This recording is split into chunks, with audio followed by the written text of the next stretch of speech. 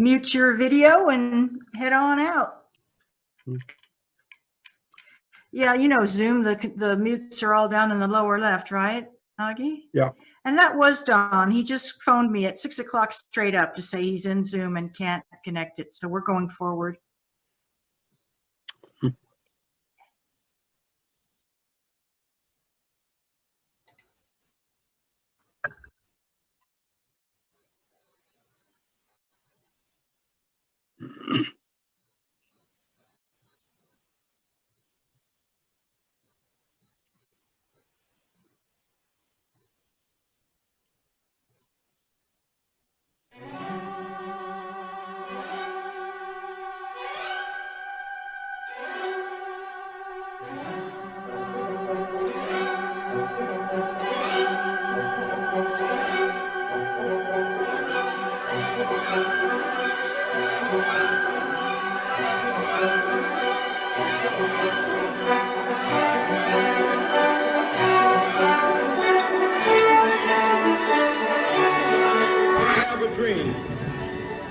That one day this nation will rise up, live out the true meaning of its creed.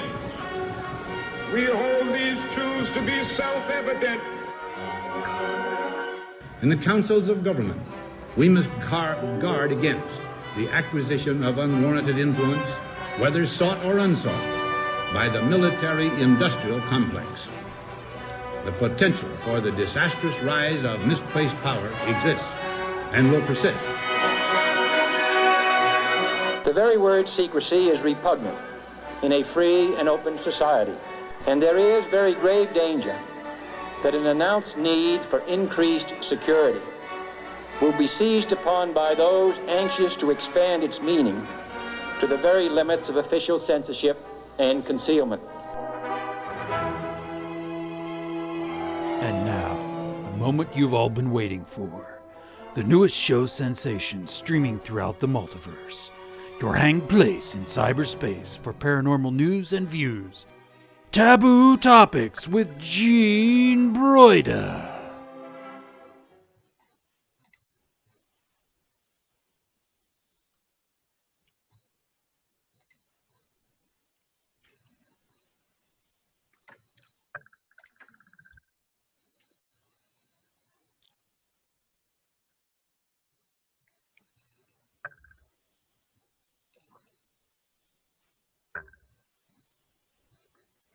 Welcome everyone to Taboo Topics with Gene Broida. I'm your host, Gene Broida, also known as Lightworker 111, beaming to you from sea to shining sea, across the Americas and around the world every Sunday night between 7 and 9 p.m. Eastern Time in the United States on my Taboo Topics YouTube channel and at tabootopics.life/shows and simulcast on the Global Enlightenment Radio Network. Panelists on Taboo Topics with Gene Broida share news articles about paranormal events, conspiracies, and other hush-hush subjects that we all explore further before moving on to the next taboo topic. On today's show, please welcome my extra special guest panelist, Aage Nost, a good friend, a metaphysical influencer, an on-air personality, and so much more. Aage, for people who don't know you, tell our worldwide audience a bit about yourself. Well, thank you, and thank you for being here. It's going to be a lot of fun because we're going to make it fun. I love having fun.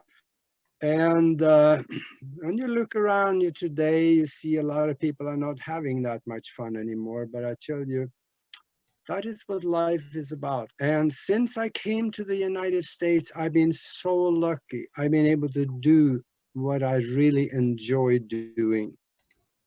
Where did you come from? I came from Norway in the middle part of the country. And I came here to go to flight school. I did that, got all my certificates and ratings, and I flew for a living for 23 years. And then I started to do other things, like exploring the mind and investigating of truth, which is right up your alley, and you know, a lot of other things. And it has been quite a ride. I'm a host. I was hosting and producing 2 TV shows in Tucson. One of them was Access News, which covered all the news stories that no other media dared to touch. And it's amazing that I'm still alive, but I'm here. And the other one was The Hidden Truth, which covered the same type of subjects. And now Nori and I were doing a radio show, and I do another radio show, and we created a mastermind group where we, in fact, you're part of that. And tell everybody who Nori is, for those who don't know. oh yeah, Please. Nori Love, she is my partner on the broadcast team Alpha Show and the mastermind, and she's an incredible lady. Nori Love. Go to Facebook, try to look her up, and get acquainted with her, because you're going to learn something. You're going to be richer from knowing her. So anyway, we are here, and what else should I say? I guess I'm here. Tell us about projects. Tell us, you are up to so much. You're an author, you're a podcaster, you have your own network, is my understanding? Universal Consciousness? Yeah, I am an author. I've written a couple of books. One of them is, you know, I got no shame. I got to show it off. That's Spirit Science, Higher Conscious Thinking, and How to Access the Universal Consciousness. And that is where I teach people how to use their mind in ways that they normally would think would be impossible. And also, there's one out there that I really haven't done much with, but it's a catalog out of Hawaii that is marketing for me. It is universal success principles and how billionaires think. And this is something that a long time ago I was given a saying by someone, and I forget who it was. He said, readers are leaders. So I've been reading a lot, and I still read a lot. And there's a tip for everybody out there. Late at night, I always on the computer and I read foreign newspapers. If you start reading foreign newspaper, you'll find a lot of the truth that you'll never see in American media. And I've been doing a lot of that, and that's why I took her all out of the box decades ago, and I never even know what box is anymore. I hear that, especially your comment about foreign correspondence getting, and it's a testament to American media, but I don't like to dwell in those spaces. I dwell in the space of alternative media, as do you. Am I right?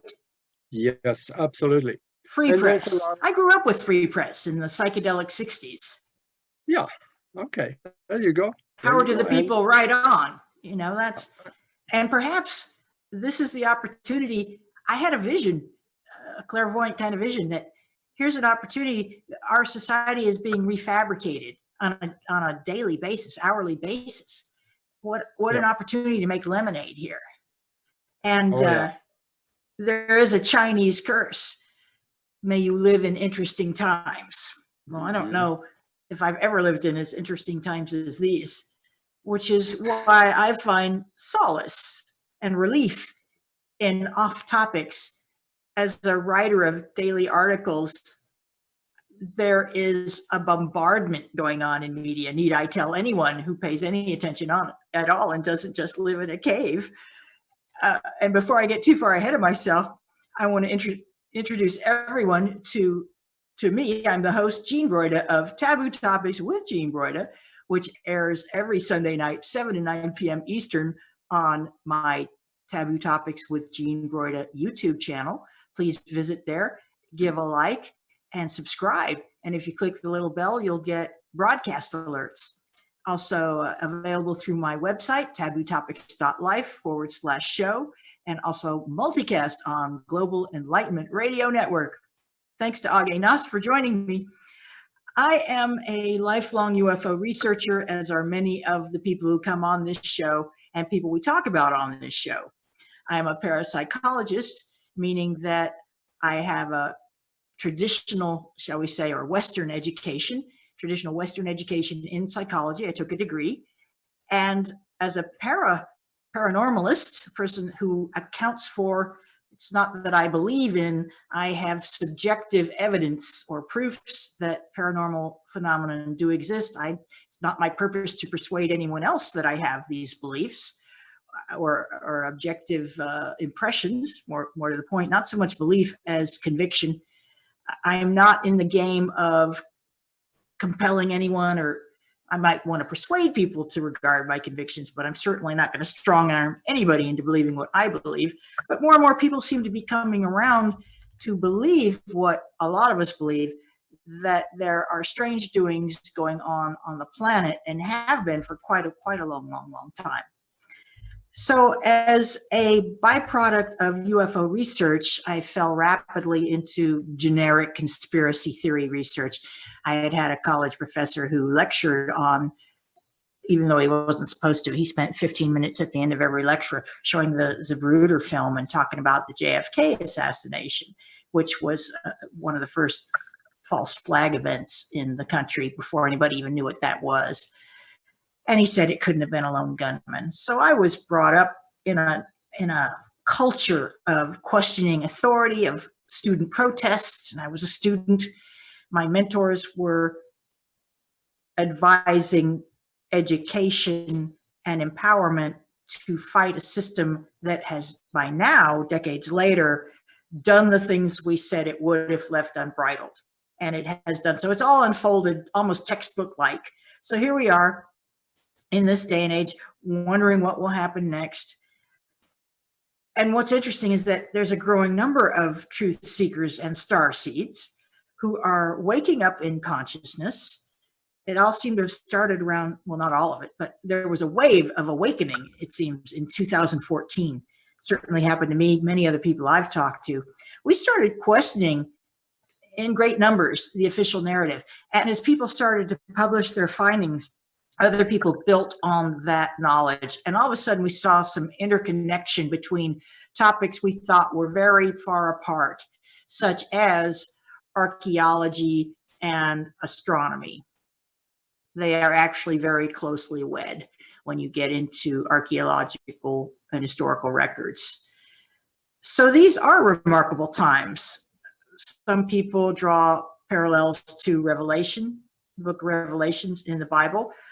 Other people talk about Hopi prophecy as this is the end of a world, or the surface world, perhaps.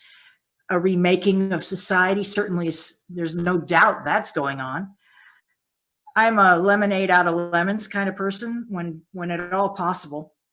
And what I'm seeing and experiencing with my own eyes is that as masses of people who are overly crowded, especially, are reacting in fear, as, in other words, a person is smart, people are stupid, and I'm not calling anybody stupid. That's from a movie, okay, Men in Black.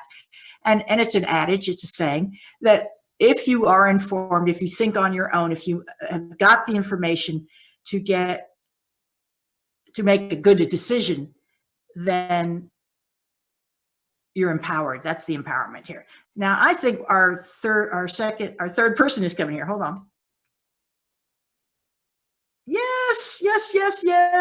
Welcome, Don. Can you hear me? Oh, he's still connecting. So welcome everyone to Taboo Topics with Jean Broida. We are joined tonight by Aage Nost and now Don Young. I'm your host, Jean Broida. Welcome to this April 5th, 2020 episode. And let me just tell you a little bit about Don. So glad you overcame your technical difficulties. Don is an amazing man. He's an author, a couple books at least that I know of, Iroquois Shaman, and my brother, fellow Paralogian, on the Paralogian Report with Kevin and Jennifer Malik. Kevin passed into other worlds right around Christmas time, And we miss you, my brother. We love you, Jennifer. And in fact, this show is dedicated to you both, your family, your friends, everyone who knows the Maliks, who are awesome. So, Don, for the benefit of viewers and listeners on Global Enlightenment Radio Network, please take a few moments and introduce yourself, buddy.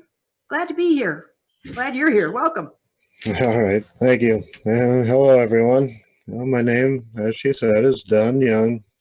I've been a shaman since about 1972. I was taught by Ben Standing Crow, an Iroquois shaman, family friend at that time. I wrote 2 books about my life, and it's keeps me busy, I can say that. My lifestyle. I go to Indian reservations or they come to me, and I heal or do what I can spiritually for them.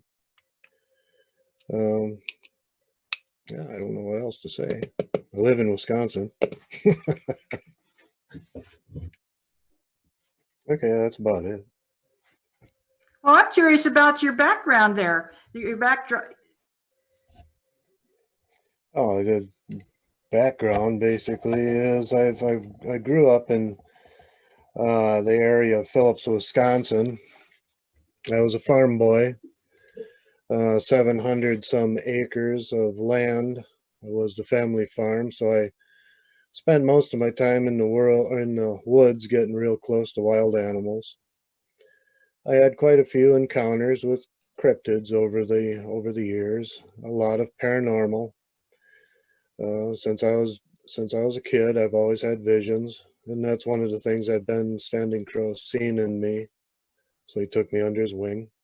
Had a lot of hardships, a lot of deaths when I was young. And that just built me into who I was. I grew up a Lutheran, but my faith quickly changed to the animistic or Native American. I didn't find any comfort in Christianity, so I was lost to it with all the deaths and uncomfortable circumstances of my youth. Basically, I belong to the Wisconsin Paranormal Society, Northern Wisconsin Paranormal Society. I go on hauntings and stuff like that. I've been on TV a few times, been in movies, so to speak, documentaries and such, radios. That's about it. Well, that's plenty, Don. I'm so grateful you're here. I'm so grateful you and Aage are here.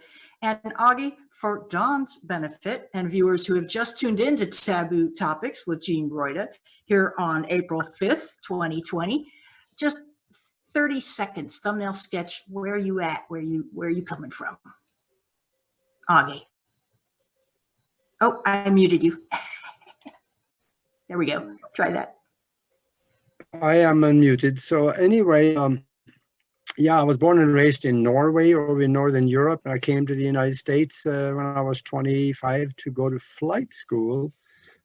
Did that and got all my certificates and ratings, and I flew for 25 years, actually 23 years. And later on started investigating the mind and practicing from hypnosis to astral travel, and taught development courses.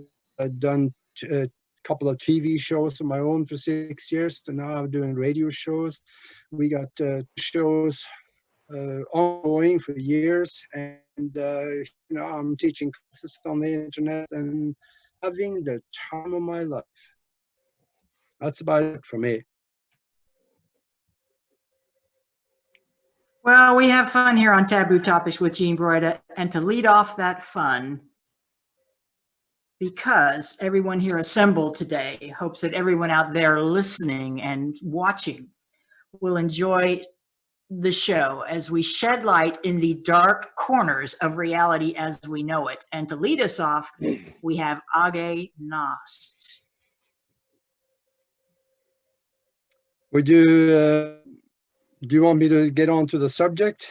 Yes, that we please. were What talking- article of interest have you brought before us for you to Okay, partake to us, and then we can hear your views on it, and then we will kick it around like a little soccer ball. all right, well, let's see. In that case, I'm going to take you way out on the fringes, because I started a course, teaching a class on astral travel. We do that at the mastermind connection, which Nori and I are doing. And to talk astral travel, that is so far out there that it's very few really is teaching it, even though it is so common. But a lot of people don't like to talk about it, because even the people that is close to them start looking out of the corner of their eye, looking like, oh yeah, sure you did. Yeah, that's, we get that feel. But then again, there are thousands of people that have had these experiences. And many of them come from stressful situations when they had a car accident, got mangled up, and end up in the hospital on the operating table, and the doctors are working on them, trying to put them back together, and the person just suddenly finds himself hanging up at the ceiling, looking down at himself, watching these people trying to put their bones together and things, and find themselves back in the body, and they talk about it afterwards. Or maybe they don't talk at all because they think people don't understand. But there are so many people that have had these experiences, there is no chance of even discounting it. And the thing about it is that it can be taught. See, there is a way to learn this, and there are some techniques to it that is fairly simple. Now, I didn't say easy. There's a little bit of effort on our part.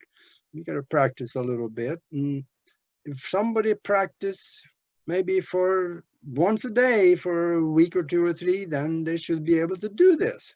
And these out-of-body experiences, they are an eye-opener. Once you have had an experience like this, you will be the same.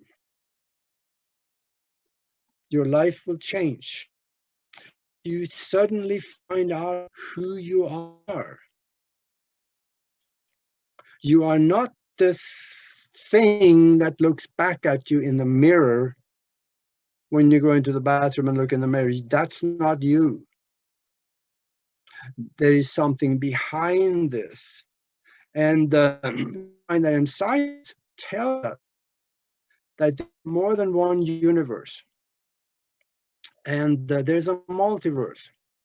And within those universes, within the scale of vibration, there is untold realities.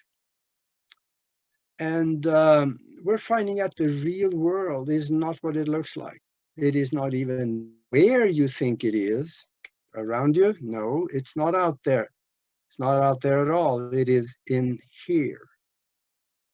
Now, quantum physics is telling us that we live in a mind-created universe. And many scientific experiments within quantum physics that prove this is the way it is. Even some of these experiments actually has gone so far that they can correct the past. Now, Newtonian physics says that is impossible because linear time goes all the way in one direction, from the past, where you have a memory of it, through the present and on to the future. And it's not reversible. Not Newton, you were wrong on that one. And when we are in a mind-created universe, we got to think about that. What does a mind do? It creates things. It stores experiences, it creates mental images, creates sensation. But is it real physically? No. No. But it is real in your mind because you can see it. You are living it. So I have an analogy that I've been using this, and some of you listeners out there have heard this one, and you're probably getting sick of hearing it. I'm going to sit for the benefit of those that have. I'm a hypnotist, and if I put you in a soft chair and talk to you for 15 minutes, and I tell you that when I snap my finger, and I tell you, when you come out, you're going to see an elephant standing next to you in the room. And I snap my finger, come back out. If I did my job right, you would see that elephant there. You can reach out and you can touch the snout on the elephant. You can feel the rough texture of the skin. You can smell him. You can hear him breathing. That elephant is totally for you. The only problem is that you don't see the elephant because there is no elephant there. So, what happened to your real world? Did it go away? Yeah, it did. But what difference between the world you see around you right now and that elephant? What's the difference? You need to ponder that. In fact, next time you wonder a little bit, what, ask yourself a question going into meditation. What is the real world? Ask the question and go into meditation. You might be surprised at the answer that's coming back. See the science behind everything you see around you. How do I know that? Well, I've seen it, and then quantum physics proves it in their mathematical equations and their experiences. See, we live in a matrix. Boy, that's a bold statement. But the thing is that there is a physicist, and his name is James Gates. He explained that they found computer language deeply embedded in the equations of fabric of space. That is ones and zeros, deeply embedded in the equations that explain the universe. Okay, so if there's computer language in the fabric of space, that means that there is a computer. Not one we're talking about, you're sitting here looking at now, but the whole universe is a computer, an intelligent, self-aware computer program. So, how does that work? Do not ask the question also when you go into meditation. See, we live in a multidimensional, mind-created and self-aware universe.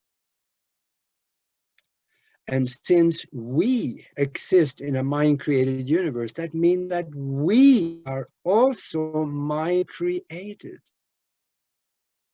Our bodies, even our brain, is mind-created.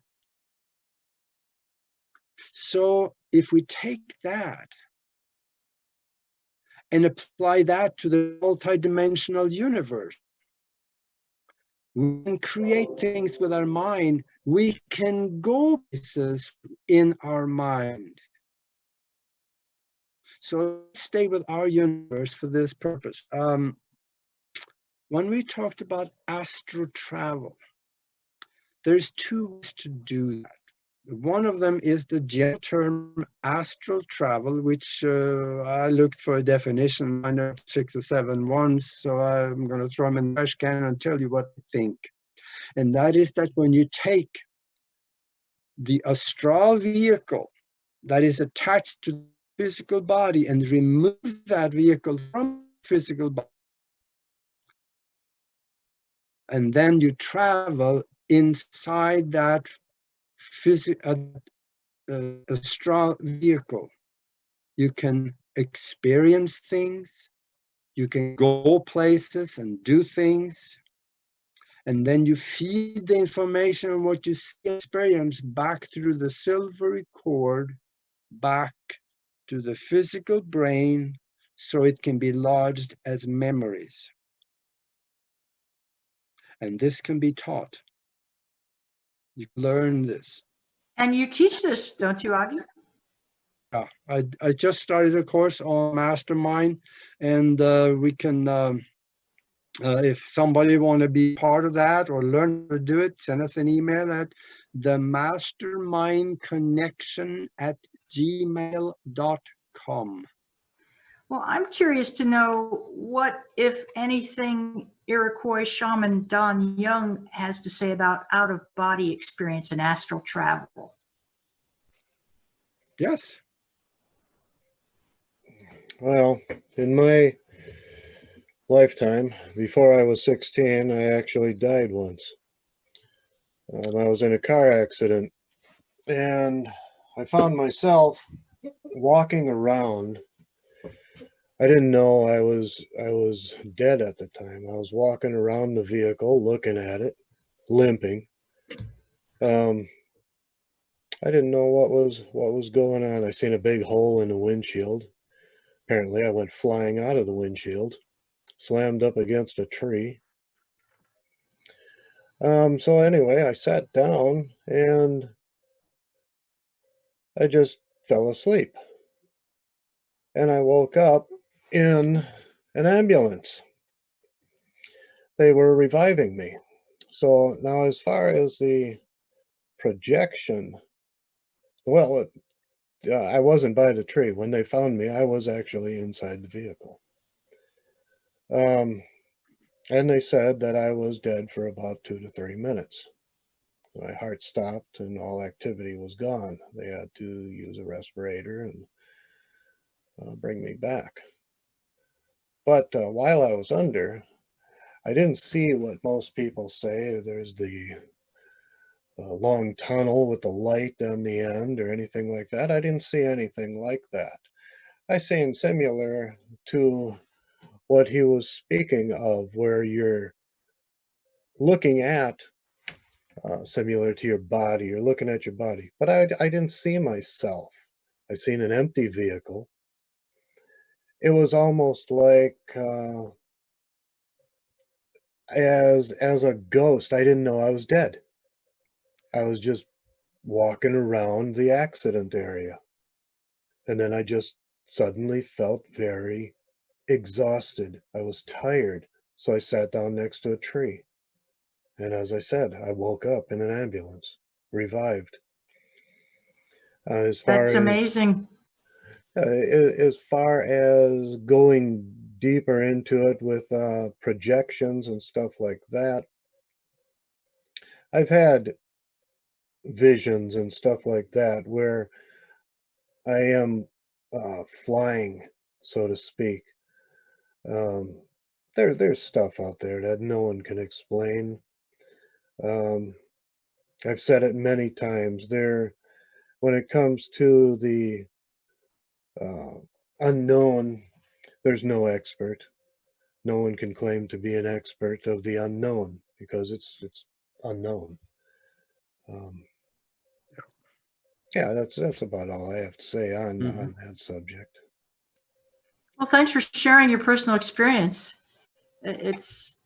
You certainly aren't alone in people who report having died, been able to see their physical body and other people moving about, and then wound up back inside their original physical body somehow. And not everyone does see phenomenon. And I have to wonder, as a skeptic, I write daily articles for several publications, including thedailyconspiracy.com. And I want to get I want to get verifiable sources, and 3 is nice. 3 or more is always nice. Personally, I have been unconscious a couple of times, but I don't know if I was near death because I was unconscious and there was no one else around. What I find interesting, though, is 2 schools of thought. Most people say, if you see the tunnel of white light, go to the light, go to the light. But I've also read a completely reverse reading, if you will, of that, that the white light is a trap that the Draco Reptilians set, alien race set, to force reincarnation, like a fly, one of those lights that zaps flies or an insect zapper that you put out in the yard. And that if you go to the light, it zaps you back onto Earth, the prison planet, to reincarnate. That's a very negative and minority view. But as a skeptic, I have to entertain it. Most people do seem to think that going toward the white light is the thing to do. And if you miss that banana boat, you may be in something akin to perdition for quite a long time. But I've not heard anyone spoken about that. What, in other words, it seems to be a one-way ride. You go into the white light and you might loiter there a bit and come back to your body, but people don't go very far into it, it seems, before they, if they're gonna come back, they do come back. What do you think, Aage? Yeah, I do want to comment on that one because first of all, the experience that you had, Don, chances are that was not an astral journey. That was your consciousness, your soul substance that was out there. Because when you travel in the astral vehicle, you can see the cord that you're attached to the physical body with. If you died, that cord is separated and you're on your own out there. So that's probably what happened to you. And when it comes to that tunnel, yeah, there is a lot of people that has come forward and said, yeah, I had an accident and I died and I found myself going through the tunnel, floating through it. But I got to the other end and there was my mom. She was standing there holding her hand up and said, son, you can't come here. It's not your time yet. You got to go back. A lot of people have come back with that experience. And what happens there is that, yes, there are accidents also that happen in the spiritual. Somehow that person could have gotten killed by accident that was not planned out before they took on the body. So they had more stuff in the physical that was planned for them that they had agreed to come and do an experience. And they would always have the choice and they can say, oh, heck with that stuff I planned on, I want to leave. Yeah, they could. And then, of course, probably what would happen from what I experience is that then you come back and will have to, in a different form, different body possibly, and you will have to redo what maybe you didn't get to experience the first time. But then again, there are variances. So I don't know if there is a set rule for anything like this. There is, because once you're through the tunnel, there is an education. This I saw in the download. And through hypnosis, I've gone back and experienced myself when I made the agreement of what I was going to do here. So when you're For people who don't know, Aage, what's a download? You're not talking about a computer download. Okay, you're talking about a consciousness download, right? It is a conscious download where I was sitting in meditation. I could see this bright white light start forming in front of me. It got bigger and bigger and it encompassed me all the way. And then I started seeing things in it that was floating things. That was anything like concepts, people, inventions, and just about anything things that I was interested in, I could lock onto it and bring it back out and I could see the whole thing and it will pass in just a very short time, like maybe less than a second, pass through, but I had a complete memory of it. And then I saw from the beginning of time, I could see how the universe was formed all the way up to things that is yet to come. That is providing, of course, that I stay in this timeline that I had at the time I had that experience. It gets really involved and complicated here when you get into that arena. But there is an education process on the other side where you kind of brought up to speed, because you come there also with amnesia.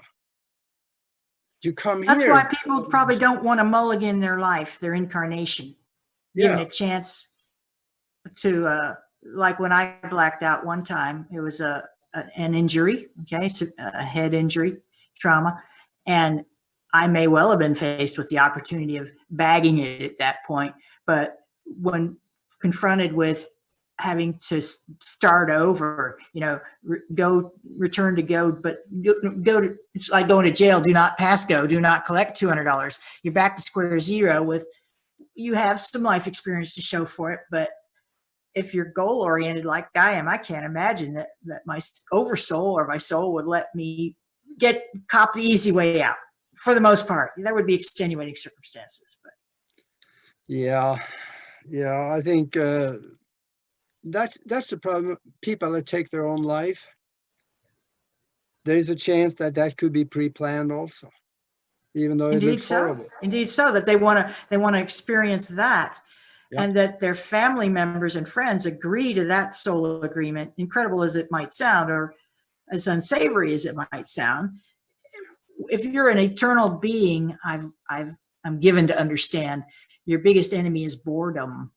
And when you have the power to create universes, as we do apparently or allegedly when we're out of our bodies, then you have all this time on your hands and come to places like Earth to incarnate and have a set of experiences that are more or less predetermined. I'm sure there's a lot of free will involved, but you have these goals, just like people have when they're in the body. A lot of people learn in their lives to make goals and reach them, whether it's consciously writing them down or just, I want to get out. I want a better life. That's a goal. I want a better life. It's more of a wish than a goal, but I want a better life by increasing my income, getting a better place to live, and getting a nicer car. Those are better goals because they're more specific. But yeah, I would not want to start over. A lot of people who think that you do a certain number of incarnations and then you may opt out think that that's a reason why people would come back. And I also agree with you when you said people, when it's not your time, although it's hard to imagine how it could not be your time. It may be that when we incarnate, we understand we have certain escape routes planned in, certain opportunities will present themselves. And if things get too rough, here's an opportunity to bug out and do over. Yeah. These junctures in your life. That's an interesting line of thought to pursue, actually. Yeah, and chances are that maybe somebody pulled the safety valve and just leave, and that may not have been planned. It could happen also. There are mistakes that happens in the quantum of reality for humans. I can buy that. Well, hey, say, Don, you have anything to add to this lively topic? Well, I myself have had, not where the cord was attached or anything, but in my life during visions and where I've done paranormal work, I have left my body and have floated above everyone else. And yes, I have seen myself sitting there in the lawn chair, looking rather stupid, but it's I don't know how to explain it to the layman, but when it happens, and you, at least with me, when I re-enter my body, I am completely void of any energy. I am totally wiped out. I'm tired. All I want to do is just sleep and relax, because for some reason, when you do leave your body, it must take an immense amount of energy to do so. So that's about all I have to add to it. Well, thank you for that. And I am going to segue us into a second taboo topic with Jean Broida. Welcome to the April 5th, 2020 episode of Taboo Topics with Jean Broida. I'm your host, Jean Broida. We broadcast every Sunday, 7 to 9 p.m. Eastern Time in the United States on my YouTube channel, Taboo Topics with Jean Broida. That's Broida. You can find us at tabootopics.life/shows. And we are multicast on the Global Enlightenment Radio Network. I wish I had a reverb here. GERN. So thank y'all for coming.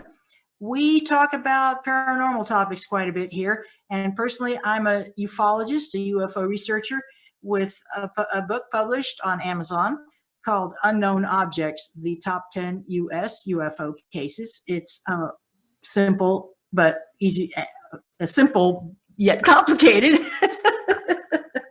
That sounds odd, but straightforward might be the better way to say it. It's a straightforward accounting of 10 cases fundamental to where we are today in our understanding, the public understanding of UFOs, and why anyone would believe you must be crazy to believe in UFOs. Read Unknown Objects and you will understand why you must be crazy not to believe in UFOs. That's my humble opinion as the author. Thank you so much. So I do write daily articles. I get paid to write conspiracy theories, which is wonderful. And what I find is that most conspiracy theories are actually conspiracy facts. There's a lot of mystique about conspiracy theorists because of the CIA saying that we're wackadoodle-doos, but a conspiracy is simply two or more people plotting to do evil, meaning selfish acts. There's plenty of that going around, from high levels of government to your own family, I would imagine. And then a theory is simply something that hasn't been proven. So a conspiracy theory is supposing that two or more people are plotting together to do harm to others.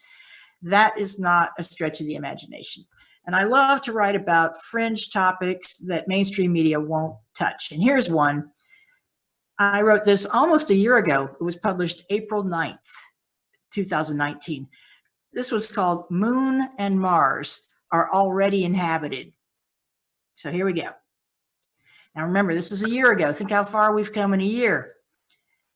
Recent promises from Elon Musk to colonize Mars on a fast track. Announcements from both China and Japan that they plan to colonize the moon. And US President Trump's proclamation for a new sixth branch of the military, the Space Force.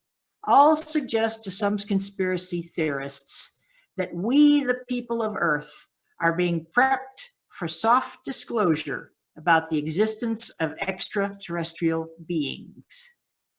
Puzzling images, courtesy the United States National Aeronautics and Space Administration, NASA, to you and me, only add fuel to the speculative fires. Ever since Viking 1 returned an image of what has been dubbed the face on Mars in 1976, some theorists have maintained that governments on Earth and other planets and other star systems have been collaborating on building and staffing above top secret Moon and Mars bases for decades. Photo analysts who have pored over NASA images captured from low Earth orbit or a rolling surface rover, such as Curiosity on Mars, have identified what they call artificial structures. There appear to be quite a few odd features on the surface of the red planet, which may not actually be red. Here are a few to ponder. And in my article, I've linked to these things. I'll just mention these. People familiar with Moon and Mars lore and questioning will know these. But basically, these speak for themselves. There's a port facility of some kind, as in a spaceport, a tall structure dubbed the Tower, which, based on the shadow it casts, measures about 4 miles high from the surface, or 12 times taller than the largest skyscraper on Earth. Number 3 is a row of 3 massive mile-high towers that eerily resemble the position of the Pyramid of Giza and how they too mimic the 3 main stars of the constellation of Orion. And if you go look at these massive mile-high towers, they are the darndest things because they're sharp and pointy. They just don't look, they look very out of place. Not to say they couldn't be natural, they just don't look very natural at all to me. Number 4, glass tubes which have an industrial appearance. This is one of the first things that I saw being identified from NASA photos. These are glassy, and again, they could be mineralogical, geological, but given a preponderance of evidence, this is kind of hinky. And number 5, a bird-like object or creature seen in the sky in one frame, which then disappeared in the next frame captured. So here's some sort of bird-like object or creature in one frame of video gone, suggesting movement or a glitch, a technical glitch. You know, I'm a technician, I get that. Onward with the article. The idea that advanced civilizations have already staked out territory on Mars and the Moon goes directly against the official narrative and what we know to be true. Keep in mind that we know only what NASA and the international scientific community tells us. So what do we really know about conditions for life on the Moon and Mars? Are they uninhabitable, hostile environments and capable of supporting carbon-based life as we know it? We've been told there is ice made from water on the Moon. We know that liquid water flows on Mars right now. Water is the basis for all life as we humans know it. Its presence indicates at least a possibility for some living organisms to exist or have existed, even if they were small microbes. The official NASA narrative is that Mars' solar storms from the sun in the distant past destroyed its atmosphere, rendering it incapable of sustaining life. Of course, other people claimed that it was nuclear devastation from an advanced society run amok. And the same space agency, NASA, said that the Moon rang like a bell, suggesting that it is hollow after the 1969 Apollo 12 lunar module and the 1970 Apollo 13 SIVB booster were ejected from space to fall back and impact on the surface of the Moon. Just to rephrase that, the Moon rang like a bell, suggesting it's hollow, not solid. So the thinking down on Conspiracy Street is that the Moon is an artificial satellite operated by advanced beings who use it as an interstellar way station. And also, I might add, to observe what's going on Earth. Alien experiencer and contactee Alex Collier relayed a message he got from some friendly Andromedans, beings from Andromeda, who described the Moon as hollow with lots going on under the crater-pocked surface. Quote, "The Moon is hollow. It contains huge underground facilities built by ETs and later humans from Earth. There are 7 openings into the Moon's crust and the underground bases. Conservative scientists have wondered why so many craters seem so shallow, despite their size. The Andromedans say it's because much of the surface was built on top of a metallic shell of a circular space crest or a war carrier." An incredible number of images have been presented by NASA that do appear to show unnatural or artificial structures on the Moon, and they have been identified by image analysts. Of course, it is human nature to look for meaningful patterns when looking at natural geologic formations. There's even a term for that that's hard to pronounce. But some of these images seem too regular, too geometric to be an accident of nature. And according to insiders, NASA hires people in the old days to airbrush smudge, and now to Photoshop and alter photos before releasing them to the public. And now, with the rising number of strange views coming from our nearest neighbors in space, that would be the moon and Mars, some people are wondering if all these less doctored photos are being released on purpose to get everyone ready for full UFO disclosure, the goal of every ufologist. And this is published on thedailyconspiracy.com with kind permission to reproduce. Thank you very much. I just want to read the first comment that a reader posted. Where do you think the $21 trillion missing has been going? Talking about missing from a Pentagon budget audit, not missing, unaccounted for. It's different. They never had to account for it, so they never did. But it's something like now $21 trillion. The comment continues. Secret space program, 0 point energy.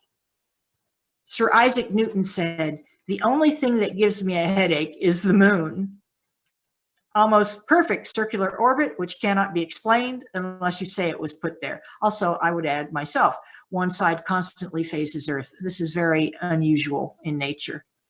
Werner von Braun in a press conference made a mistake with the moon's neutral point distance, and then he suddenly retired. I'm not quite sure what that's a reference to, but I'll be looking that up.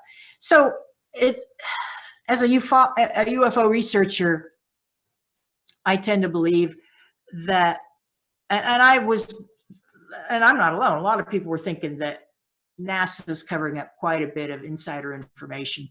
The Air Force has been working quietly with a space division that is now the sixth branch of the military, the Space Force.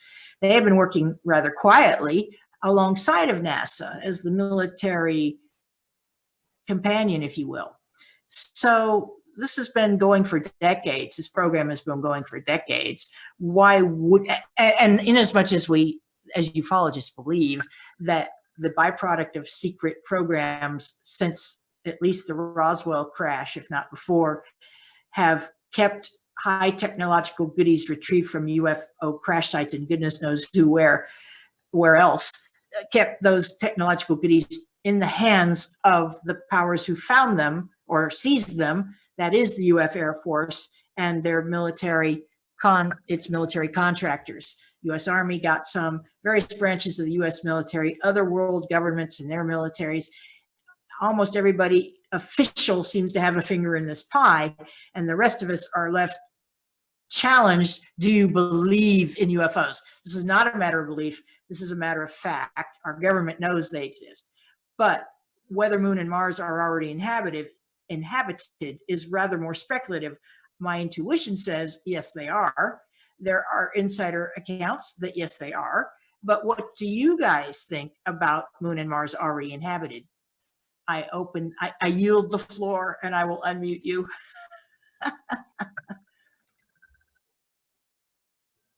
Don? Oh, well, I've always been amazed by outer space. I've sat under the stars many a time looking up, waiting for something to move. For scientists to say that the Mars or other planets is inhabitable is foolish, because just like the unknown, it may be uninhabitable by us or life forms that we know. We don't know what other life forms are out there. I've ran into people already that have told me that no, aliens and all that, that's bogus. All right, if it's bogus, putting the Great Spirit or white man's God aside and going strictly on science, where did all life on Earth come from? The Earth started as a massive ball of molten rock. One at a time, you got a comet with ice that slams into it. It had microorganisms on it from somewhere. Where? Somewhere out there in the vastness of space is life. That is the only explanation why we have life, because it came from somewhere. Well, what do you So think about life that's beyond microbial? I'm talking about walking, talking, or telepathing beings. there would have to be. Also, there would have to be a, like you had mentioned about this one frame of a creature flying and then all of a sudden it disappears. Yes, there is the possibility that that could have been a glitch, but it could have been interdimensional, where it's seen in one frame going along and then just like that, it's gone. That doesn't mean that it's a glitch. It also doesn't mean that it's interdimensional. It means that there are possibilities of anything. Um, as far as other life forms beyond microbial, yes, I believe. You look at all life on Earth, we have creatures as big as the blue whale. We have insects small as an ant. We can't be the only place that all of this accumulated. Just because we are in the right gravity and right setting in the universe where the sun cooks everything perfectly, that doesn't mean that it's not somewhere else. There's space is way too vast for us to be ignorant to the possibility of either a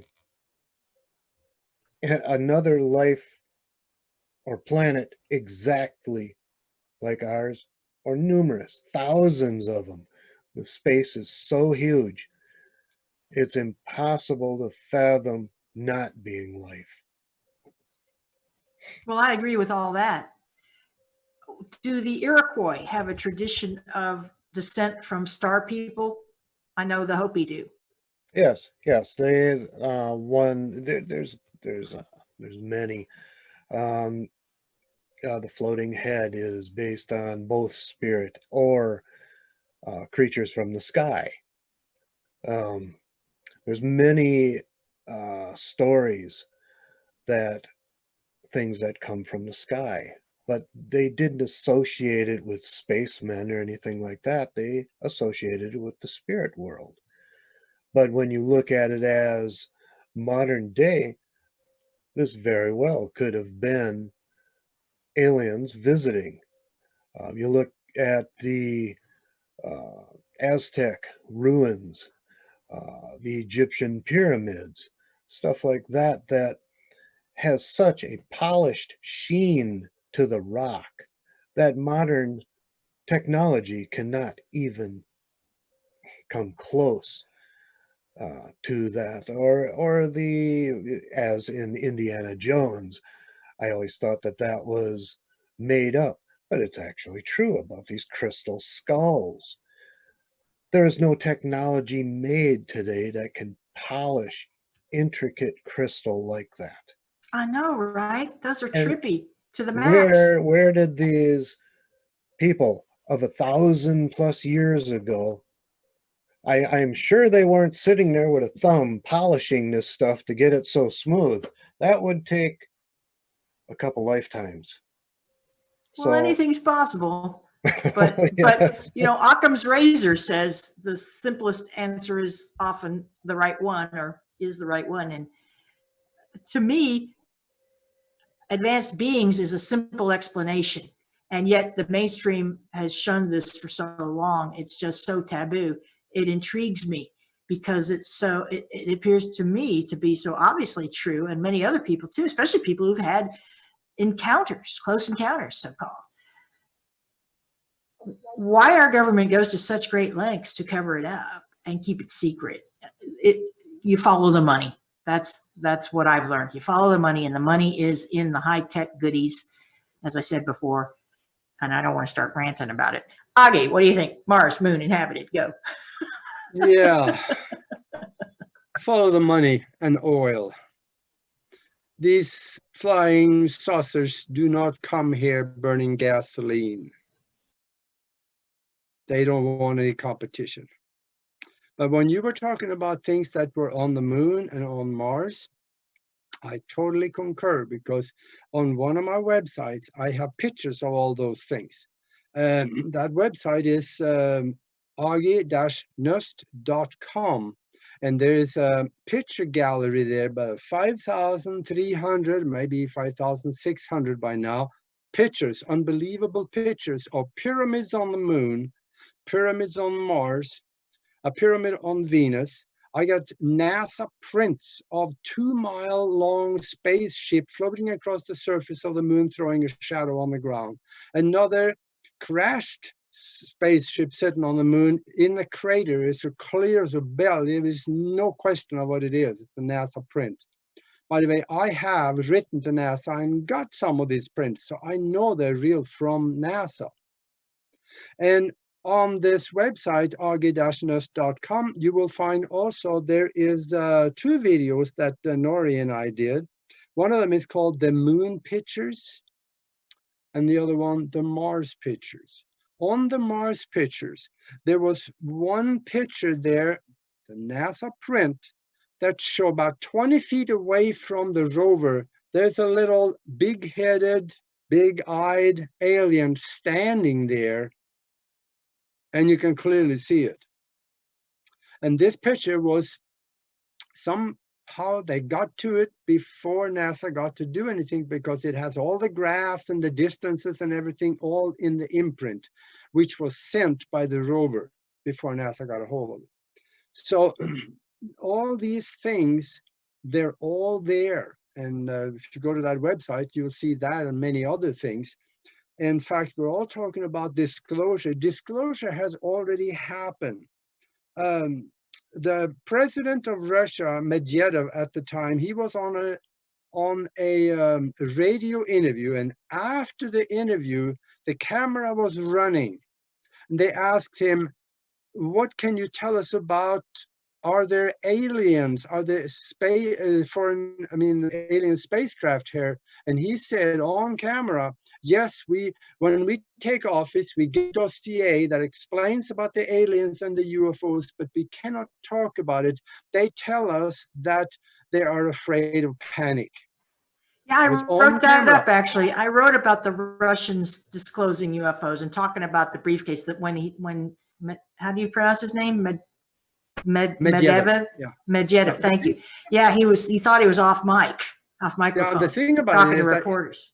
it was so good that when they put it on the air, they ran that also in Russia. But nobody talks about it. And then of course, there's stories about US presidents getting the same briefcase treatment. Go ahead.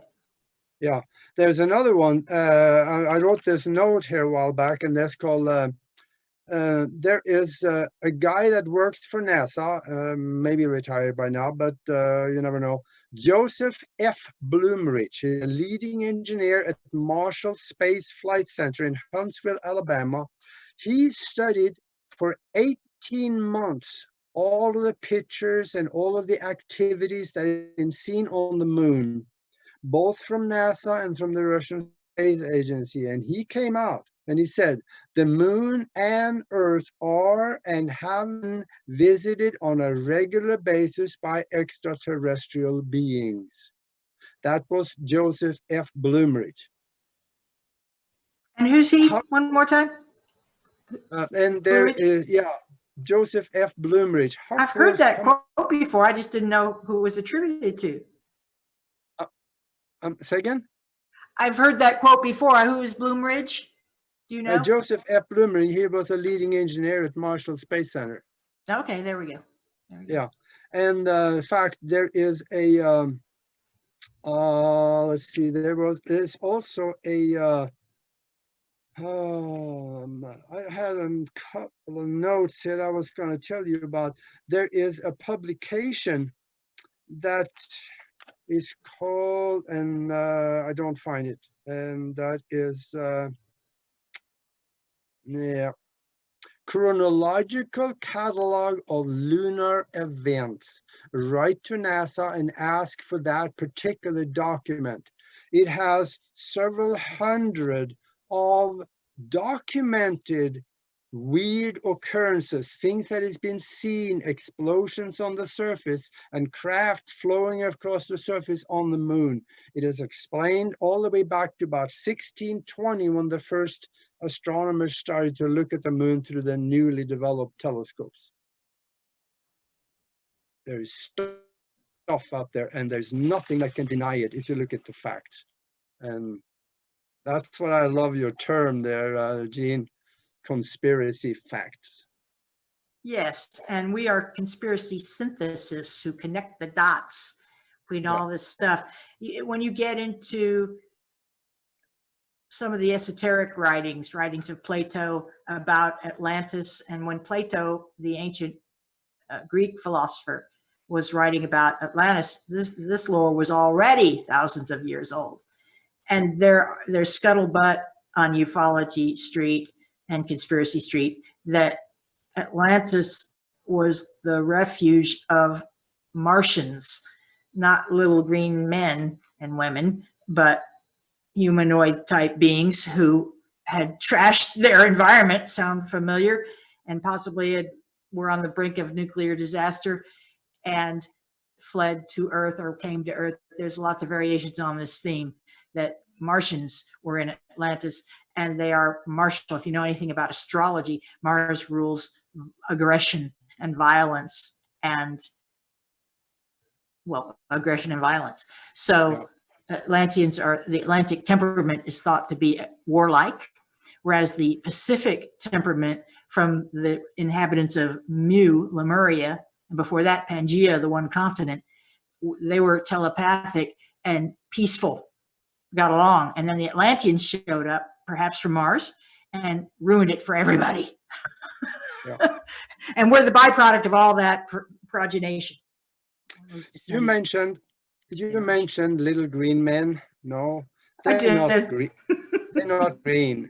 Some of them are gray. And in that video that called the Mars pictures on, you can go to our website, broadcastteamalpha.com, and you can see that video where actually I have pictures of a woman in a flowing long dress standing on a ledge on Mars. And on the other one, there is a man standing, leaning up against a rock. And this is taken by the rover. And they're clear as a bell. There's no question about what it is.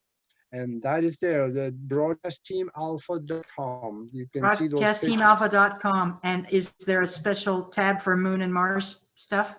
Yeah, if you go down into the radio shows that we've done, in the videos there, you will find them. It's probably about 4 or 5 months ago now we put that in. So it's a little ways down into the stream. Coolio. Don, Moon, Mars, anything to add? No. Oh, cool. No, it's, like he had mentioned, the little green men, gray and stuff like that. When people see stuff on Earth, there's many possibilities of different stuff. I'm not saying that everything is an alien or everything is a spirit. There's many misidentifications out there. Some person may think that they have just seen a ghost, when in fact it could have been an alien. Some people may have seen an alien when in fact it could have been a spirit. There's no way of knowing unless we actually get the government to give what they have. Then we'll have a more open vision into what's out there. Well, I'm not holding my breath for for government disclosure, but I agree with Aage that disclosure is happening. In fact, I've written about it. The CIA has done data dumps. The FBI has published information. The Black Vault is a website anyone with this interest should check out. They have troves and troves and troves of declassified documents available for anyone who cares to look. There's plenty of proof that you must be crazy not to believe in UFOs. And if you just tuned in, thank you for doing so. You've found us. Taboo Topics with Gene Broida, broadcast Sundays, 7 to 9 p.m. Eastern in the U.S. on the Global Enlightenment Radio Network and my YouTube channel, Taboo Topics with Jean Broida. We're in our second hour, and I am thrilled to introduce Dawn Young, Iroquois shaman and author, to bring our next topic to the Taboo Topics table. Okay. Dawn, I can't hear you. There we I go. had to mess with my mic a little bit there. I totally get it. Hello, everyone. With my topic, I'm gonna base it on a little bit more of modern events that are happening.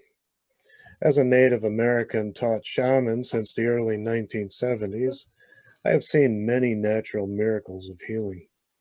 I believe more natural medicines should be looked at for possible cures or treatments to the coronavirus strains as well as other viruses plaguing our world. Native American natural medicine has been handed down from shaman to shaman, medicine man to medicine man for thousands of years. Yet in today's society, until lately, within the last 10 years, it's been greatly ignored.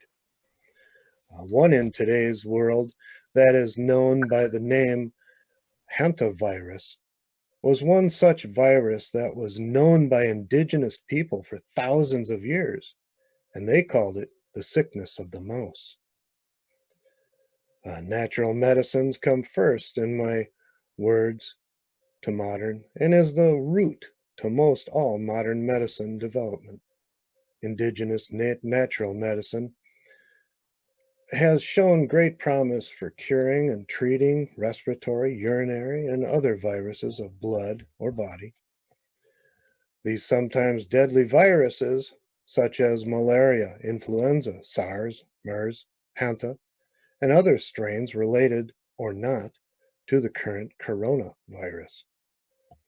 I have been in contact with several of my friends that are currently serving in the United States military, a couple of which are high ranking, and have told me there is good indication that this outbreak of corona was a test of the world's capability to handle an outbreak of this magnitude. The US military has increased their purchase of biosuits and other gear within the last year. My wife currently works at a factory that has military contracts. One contract that she has mentioned to me has been running now for 1 year and pumps out hundreds of thousands of plastic clips for the M4A1 assault weapon, which is the preferred rifle of our armed forces. Another contract is for a valve used in a biosuit, aforementioned. I've been putting two and two together along with what my military friends have been telling me, and I believe strongly that sometime in the near future, perhaps next year, we will be hit with a terrorist biological weapon significantly more devastating than the virus currently destroying the economy and lives around the world. Many of our enemies worldwide have noticed that this outbreak has brought us to our knees, straining our resources, economy, and strength as a military power. In a small effort, I would like to contribute to everyone listening a possible remedy for certain deadly viruses or possible future biological weapons. First off, I am in no way claiming this is a cure for the coronavirus. I am only saying it has worked on other deadly and similar viruses that I have mentioned earlier. This treatment must be applied in a 5-stage method. Here goes. And if you don't get all this, I will give the website where I am posting this recipe. First is the antiviral. Take powdered purple cone flour, 1 teaspoon with 1/4 teaspoon grated licorice root, with 1/2 teaspoon ground wild yarrow flour, with 1/4 dice fresh wild wormwood. Boil this for 20 to 30 minutes in 1 quart of water. Strain and let sit cool enough to drink. These ingredients can be increased by volume to make large batches if accordingly. Second is to increase perspiration. Mix 1/2 teaspoon ground peppermint with 1/2 quart water. Boil for 20 minutes, strain and drink, hot or cool. Third is to force blood liver cleanse. Take 2 fresh garlic cloves, crush. Mix with 1/2 cup pure wild crushed blueberries and 1 teaspoon fresh cut parsley leaves. Boil ingredients together with 2 cups unsweetened grapefruit juice. Lightly strain and drink. Fourth is to induce urination and kidney bladder flushing. Mix 1 teaspoon grated ginger root with 1/4 teaspoon grated dandelion root with 1 teaspoon fresh chopped rosella hibiscus flower. Boil all together in 1 quart of water for 30 minutes. Strain, cool, and drink. Fifth is to help nasal and lung passages. Take 1 teaspoon of ground wild mullein flower with 1 teaspoon ground peppermint. Bring to a boil for 5 minutes in with 1 quart of water. Use as a vape, inhaling the steam deeply from your nose deeply into the lungs. Be extremely careful not to get your face too close, as this can be harmful and can cause burns from the steam. Repeat all the following for 5 days, once in the morning, again before bedtime. And again, this has worked in the past for malaria, hanta, and other extremely deadly viruses. So I don't see why I am not claiming it does, but I don't see why it couldn't be a treatment for the corona. I do not accept, and I must add, I do not accept responsibility for injuries of this remedy from allergic reactions or misuse, from inaccurate measurements, or physical injuries from use of hot tea or vape blends. My second book of stories and herbal treatments, called The Shaman's True Tales and Herbal Remedies, can be found on Amazon, or the link, which is replures.webs.com. I will also place this above viral remedy on a website that accompanies my book as a herbal reference guide. This is truetales.webs.com. I actually got it right here. That can be seen. There it is, truetales.webs.com. That book now will work with the website.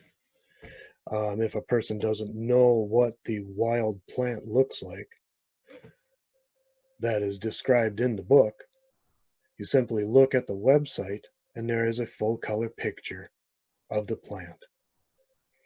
On that website will also be the recipe that I've just told you for the antiviral medicine, natural medicine. And I went to my browser to put this in, and I can't do too many things at once because I just can't. So truetales dot what? truetales.webs.com. Webs.com. All right, I'm going there right now. Oh yeah, bookmark. Oh yeah. This is the good stuff, people. Thank you, Don. Yes, and I'd like to say also that the majority of the remedies in the book are, many of them are thousands of years old, and modern day scientists are just starting to dig into them. And of course, they're going the wrong way. Since you can't patent a plant, they're going the wrong way, and they're recreating them as a synthetic. Well, that's not the same. And in my recipes, you will notice like if a person takes, for instance, ginseng, the domesticated ginseng is far weaker than the wild. Anything that you can find that's in the wild is 10 to 100-fold more potent with the healing properties than a domestic made. That's why in my recipes I say wild, and I give the exact measurements for wild. Many of the domestic stuff would take a lot more. You look in the stores when you buy a bottle of vitamin. What you're saying is that if people are using product ingredients that are not wild sourced, they It'll should be weaker. anticipate adding more to get the same strength. But before they start doing that, I would highly recommend going and seeing a qualified herbalist, because some of them are potent, while some of them are a ripoff, so to speak. You go into a store and you buy natural vitamins or stuff like that. You're getting 1/4 vitamin, 3/4 filler. And Right. that doesn't help you. You're going to have to take 10 pills of standard, or you can go into the woods, find your own, and it only takes a half a pill for the potency level that you need. That's what's happening out there, and I'm actually kind of confused why no one is looking into these viruses that are plaguing the world and looking for herbal or natural remedies. How they say the Chinese are looking into it. Well, as we've seen on TV, they're all lying. I'm sure they've got a cure, but I don't think they're looking for that. Like I said, I believe by when I've looked at the military friends that I have, I believe this is a test. They wanted to see the devastation that it'll cause. What are we, for years, the US and other countries have bragged that they are so powerful, that we are ready for anything. Well, look what happened. We got dropped to our knees. We got a Well, it good... ain't over till it's over. Yeah. I'm not keen on this negative tone here, Don. I'm going to be Oh honest no, with you. I'm not. I'm a not. light worker, and light work isn't always pleasant. But I'm not caving to the globalists. No, I'm not saying Okay, that. I'm not going there. I'm not a war zealot or anything like that. But what I am getting at is they're testing us. They're trying to see. Do you think they're pushing us to the limits in terms of, for example, after Katrina, there were gun grabs in New Orleans. The National Guard went in, and the New Orleans Police Department went in door to door, kicking down doors sometimes, going in, throwing little old ladies to the ground to take their guns. Do you think that the military is mobilizing to do that sort of thing as a training operation, basically? Is that what you're saying? Or wondering? It's basically what is happening. The like the medical ship that hasn't been called out since a war. That's a medical warship. And yes, they are. The military is practicing right now as well. They have to practice. The next time this happens, we will be a little bit more ready. This time it took us by a big surprise. What's scary about this is all it takes is for a terrorist to get on an airplane, fly to New York, and go to a couple restaurants. Now you got an outbreak again. That's what I'm getting at.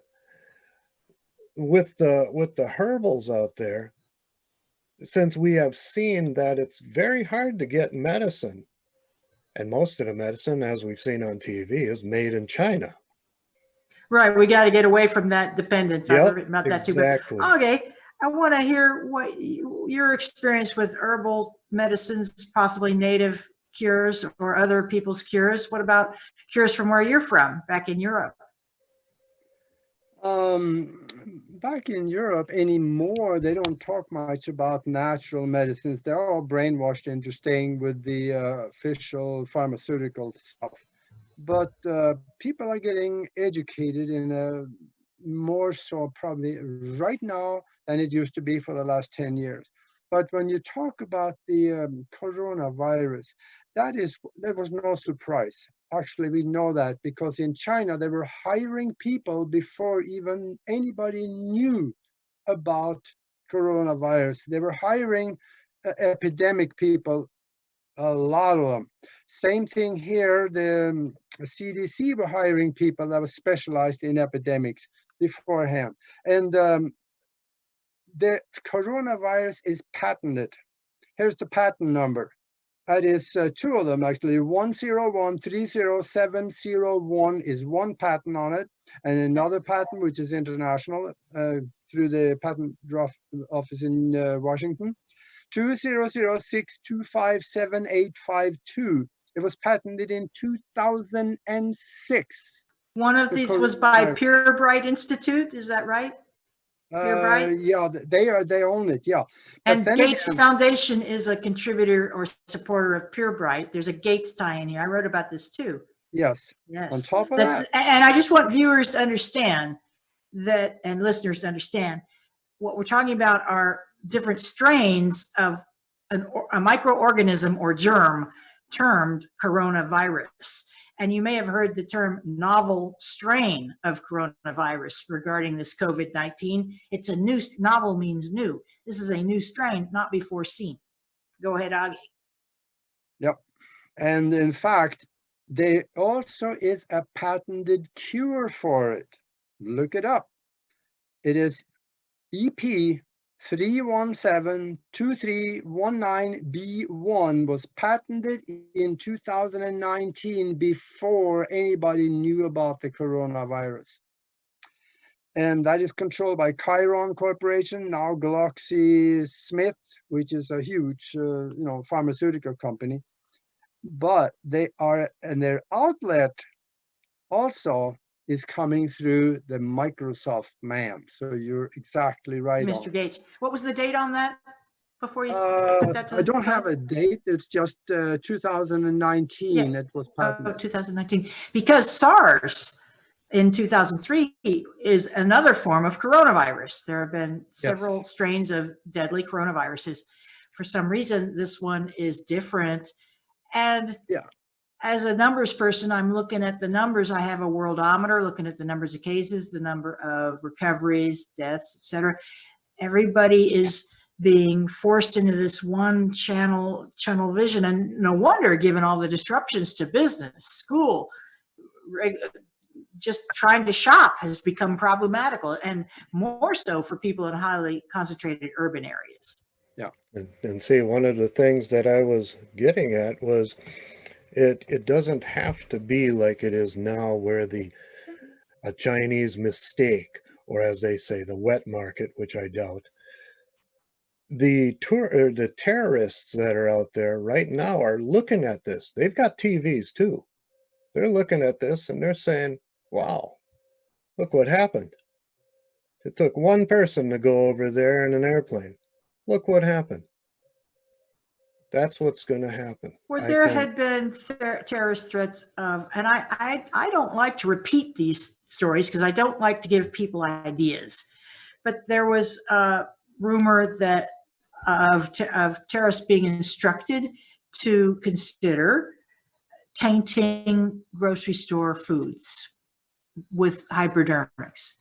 But I'm old enough to remember that harkens back to now these terrorists have a common goal and purpose. They're unified by a religious fanaticism, okay? But don't you remember the very first poison scares in the United States? It was stuff like Advil or one of those, it was a pharmacy analgesic, as I recall. Somebody put cyanide capsules in those. Then we had razor blades at trick-or-treating, and then that was later debunked, that it was made up. It was made up to discourage kids from to discourage parents from letting their kids trick or treat.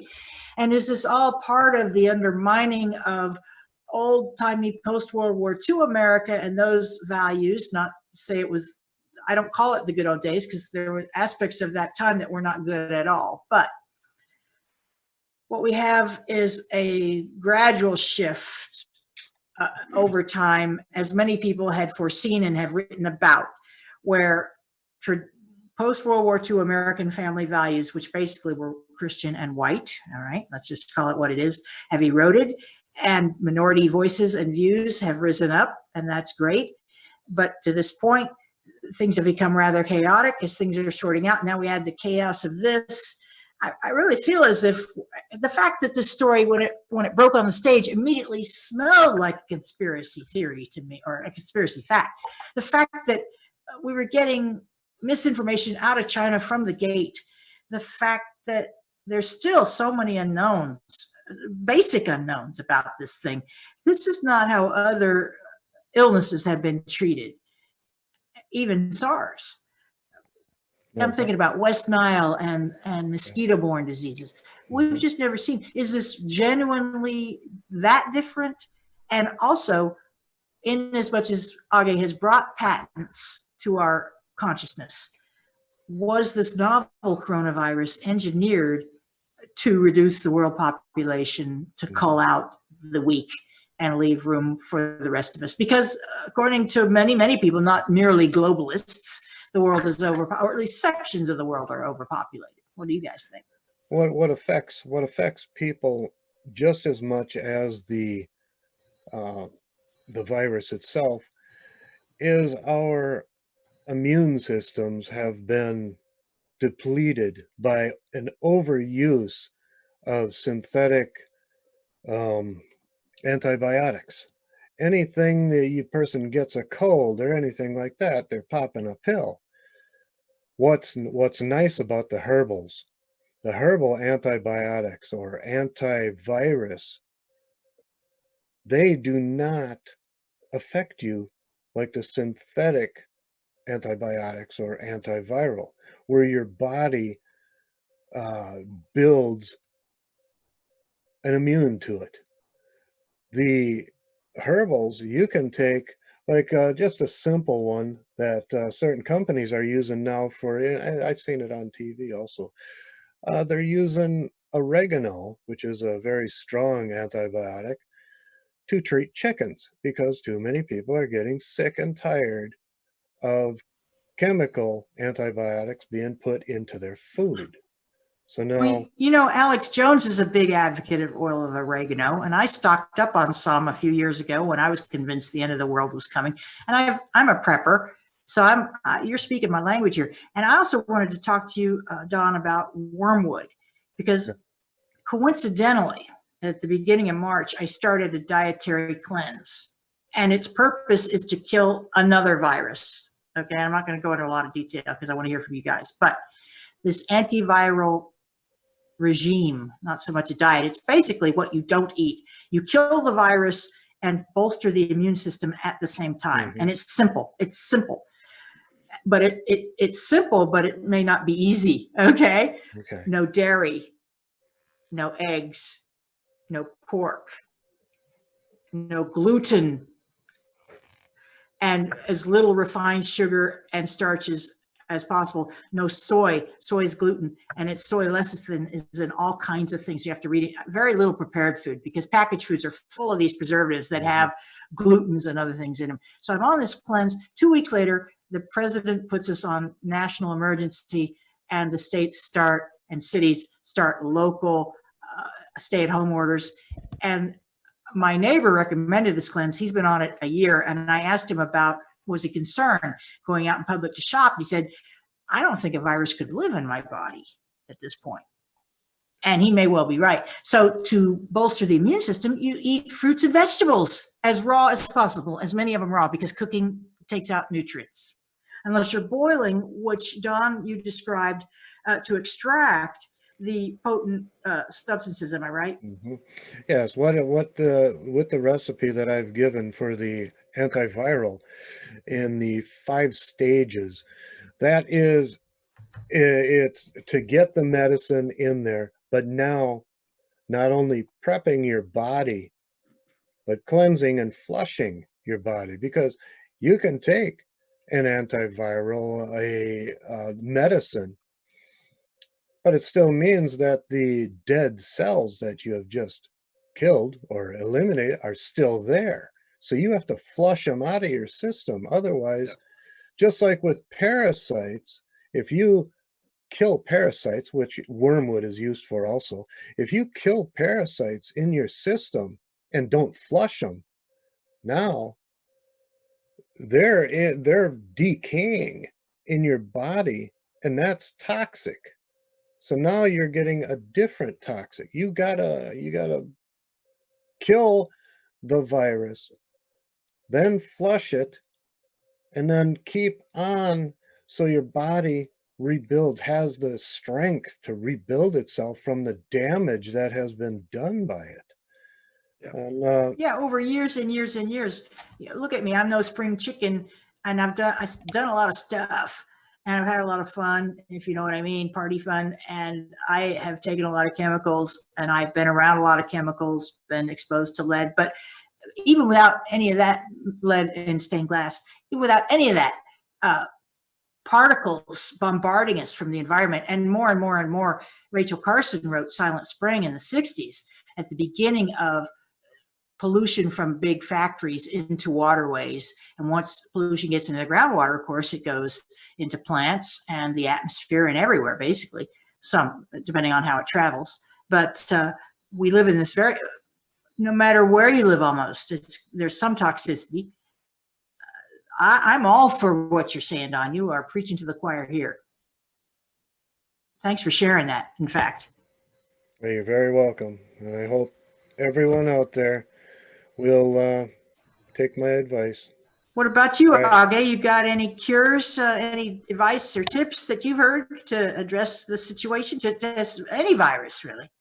Yeah, I actually do, and I totally go along with what Don has said there. I know people that has been on medications, pharmaceutical medications, and when they quit it, they become healthy. And years and years, decades ago, my martial art master told me, if you do this one thing, you will never be sick in your life. And I pretty much done that one thing, plus or minus here and there. And I never really have been sick in my life, except for some really bad hangovers that I earned myself. But that's it. And what he told me was that sit down, take 20 deep breaths. And when you get to 20, you're going to be dizzy. Okay, then stop. And then just let yourself stay dizzy until it starts fading away on you. Take another 10 breaths, and then you stay slightly dizzy like that for 3 to 5 minutes.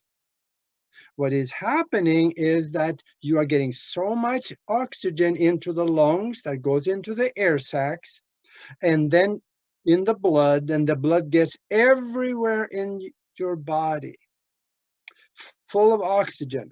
And now we got to go back to 1931. Dr. Warburg got the Nobel Prize for discovering that no bacteria can live in a heavy oxygenated and alkaline environment. So if we oxygenate the body with as much as that, it'll kill off the virus or anything that is a bacteria that is in the body. And also, if we take and alkalize the body, we will again kill off the bacteria on that anaerobic bacteria. And how do you alkalize the body? Yes. How do you alkalize the body for people who don't know? Alkalize, there is several different ways to do that. Get rid of, like you're doing, get rid of pork and all these negative acidic foods that we normally eat, or take baking soda will do it. I keep my alkalinity of the body about 8 or so all the time. That's why no bacteria or virus can live in my body. 7 is neutral. You can still get a few things there, but if you keep it at 8, and if you get sick, knock it up to about 9. Take some baking soda in the morning, at noon, in the evening. Keep it But up. you're not eating spoonfuls, are you? Or are you? You put I it in don't. water? How do you take it? I take about an even teaspoon In the water morning. or just on a spoon? I just no that I don't particularly care for the taste, but in the water it's good. Yeah, most people Well, mix it in water, Yeah, I think. Yeah. yeah. I don't use juice because it foams up, so I just Ah. use water. Oh, And when fizzies. yeah, so and that works excellent. And otherwise, I stay away from right now. We got to remember that all the test kits, the Chinese sent 1 million test kits to the United States. 30,000 of them were sent to England, and they were tested in an independent lab and found to be tainted with the virus. So there's no way in God's green earth that they're ever going to get me to test one of those things. And they say, oh yeah, virus can't live outside of the body for more than a few minutes. That is true if it is by itself, so it is exposed to oxygen. But if the virus is enclosed in fat or something, it can live an awful lot longer. So that's probably what the Chinese are trying to get even with, because they know it came from the United States. I read that too, or I encountered a news article yesterday about that. Everybody with an ear to the ground is encountering the same information. Yeah. At this point in the show, Taboo Topics with Gene Broida broadcast Sunday night, 7 to 9 p.m. on my YouTube channel, Taboo Topics with Gene Broida, and at tabootopics.life/shows, and multicast on the Global Enlightenment Radio Network.com. It is time for us to wind things up by shouting things out. So, Aage, how can viewers and listeners find your projects and find you? Well, I'm going to start with this one. Here's a book, Spiritual Science, Higher Conscious Thinking, and How to Access the Universal Consciousness. I talk about what I got in my universal download, and I also teach people how to use their mind in ways that they normally would think would be impossible. We talk about the origins of mankind, origins of religion, and we get into very deep subjects in here.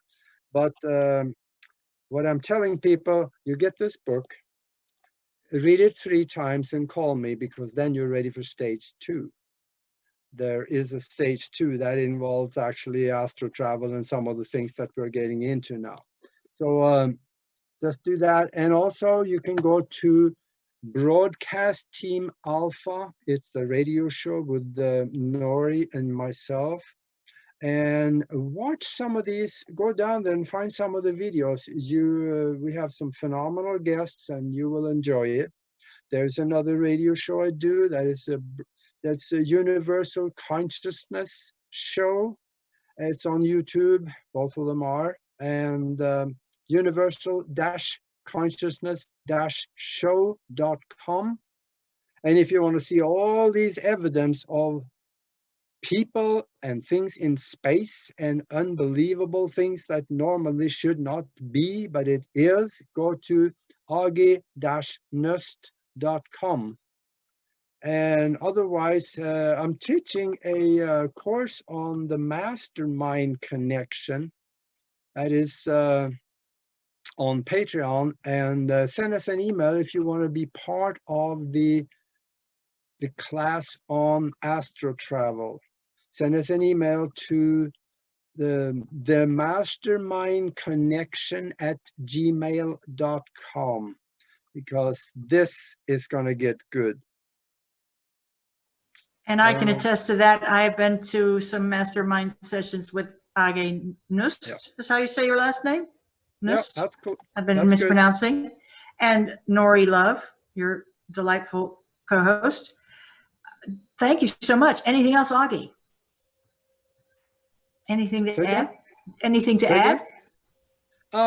That's probably about it right now. I would say Yeah. Yeah, let's turn it over to Don. Don, Yeah, Don, what it's all projects are yours. you into? I know you told me some phenomenal things. And how can people contact you? Okay.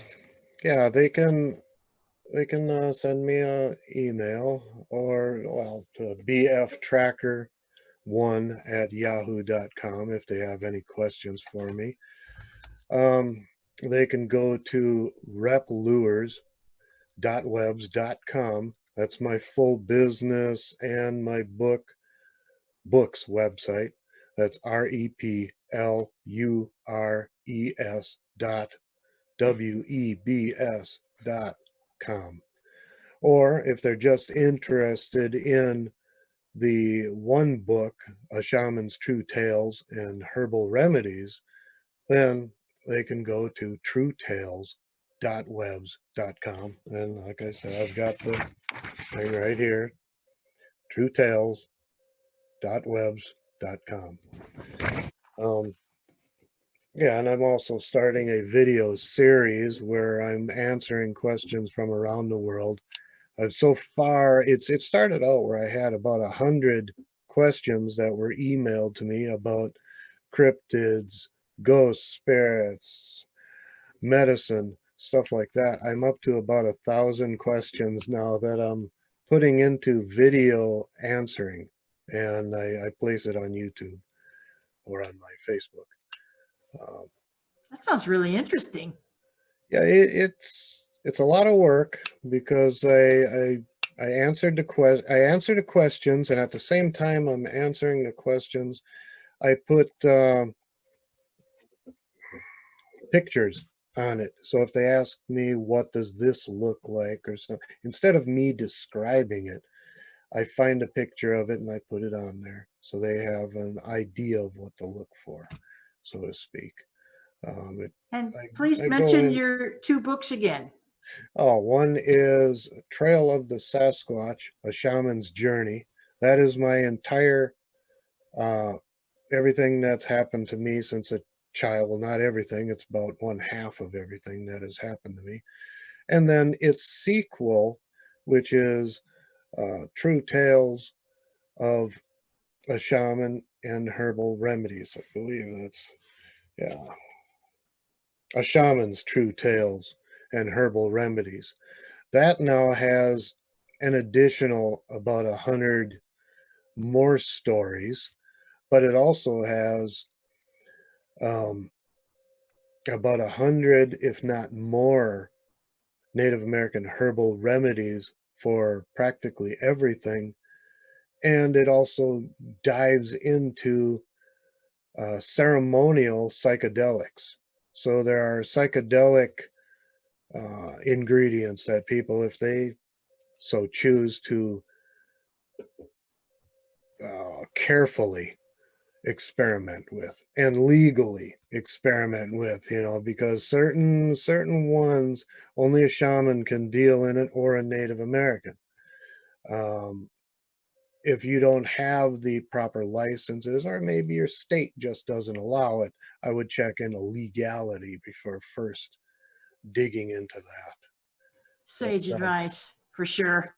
Yeah. And go ahead, Don. No, go ahead. I was just gonna go over the website again, Yes, please do. Yes. replures.webs.com and truetales. One more time when I'm not talking. Go. Oh, the both the websites. This one has both the books and everything I do, which is replures.webs.com, and just my herbal storybook is truetales.webs.com. And that's it. Did you say Rep Lures? REPLURES. It stands for Razor's Edge Productions. Okay. All righty. That makes sense. Because my business is also a sharpening service and I manufacture fishing lures. So Razor's Edge. I want to come visit because I loves me some fishing. And for viewers who just turned in, you pretty much missed the banana boat tonight. But this has been and will be next week Taboo Topics with Gene Broida. I'm your host, Gene Broida.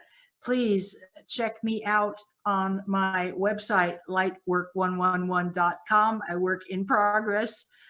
head over to Amazon if you'd like to check out my book, Unknown Objects, the Top 10 U.S. UFO Cases. It's a little history book, coffee table, not a coffee table read, it's meant to be an airport read. 10 easy pieces, 10 short stories about 10 cases that molded public opinion really about UFOs, from stories about Foo Fighters after World War II in the late 1940s up through the 1997 Phoenix Lights mass sighting. I do write daily articles for thedailyconspiracy.com as Lightworker111, and I'm proud to do so, happy to do so. Please visit my YouTube channel, Taboo Topics with Gene Broida. Hit the little subscribe button, and if you click the bell next to it, you'll get notices when we broadcast live. That's Sundays, 7 and 9 p.m. Eastern in the United States on tabootopics.life/shows, my YouTube channel, Taboo Topics with Gene Broida, and multicast on the Global Enlightenment Radio Network. Honestly, I couldn't do a show like this without fabulous guest panelists such as Aage, Nost, and Don Young. It has been a real pleasure to kick the paranormal ball around with you guys. We have 1.5 minutes. Closing thoughts, Aage. I would say it's us, our individual self, that has responsibility to keep ourselves healthy. And do the research. Don't just sit and wait for everybody else to tell you what to do. Do your own research, because it all starts up here. You got to find your own information. Don? Oh, to the people out there that are thinking of experimenting with it, I would say go natural. Don't go synthetic.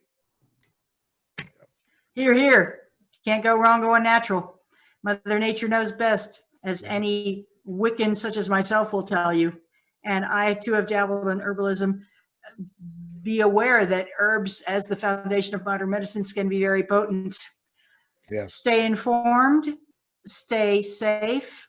Let us support each other and love each other as much as we can under these circumstances. Know that change is the only constant in the universe, and learn what you can from all life experiences. That is our take on it for right now. Thank you, everyone, for listening in to Taboo Topics with Gene Broida at tabootopics.life/shows. See you next week. Over and out.